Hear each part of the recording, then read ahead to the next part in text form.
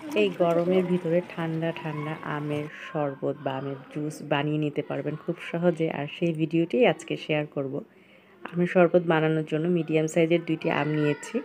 আম 2টি পরিষ্কার করে ছোট ছোট করে কেটে নিয়েছি। আর এখানে লাগবে বিট লবণ, জিরার ফাঁকি, আর হচ্ছে সাদা লবণ, কাঁচামরিচ, ধনিয়া কুচি, পুদিনা পাতা, লেবুর রস লাগবে সামান্য। তো আমগুলি আমি ফার্স্টে দিয়ে দিলাম। এখন দিয়ে দিয়েছি ধনিয়া পাতা কুচি, কাঁচামরিচ কুচি, পুদিনা পাতা, আর হচ্ছে লেবুর রস, 2 টুকরো লেবুর রস দিয়েছি, 1 চা চামচ পরিমাণ হবে। এই পরিমাণ লেবুর রস দিয়ে দেওয়ার পর এখানে দিয়ে দেবো বিট লবণ, জিরার ফাঁকি, আর হচ্ছে সাদা লবণ।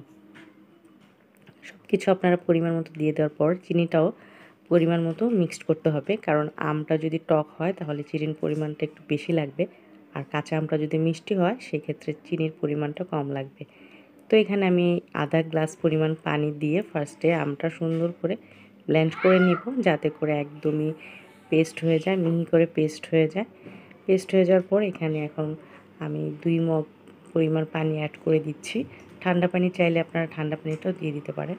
পানিটা দিয়ে দেওয়ার পর আবার আমি এটা ভালো করে ব্লেন্ড করে নিয়ে নেওয়ার পর আমি এখানে গ্লাস দিয়ে দিলাম।